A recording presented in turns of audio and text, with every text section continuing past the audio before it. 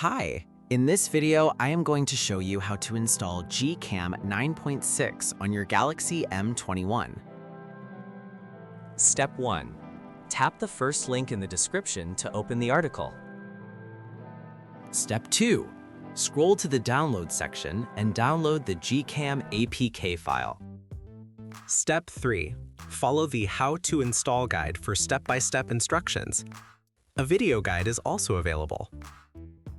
That's it. Don't forget to visit the article for complete instruction and APK file. Lastly, here's some GCam versus stock camera app comparison.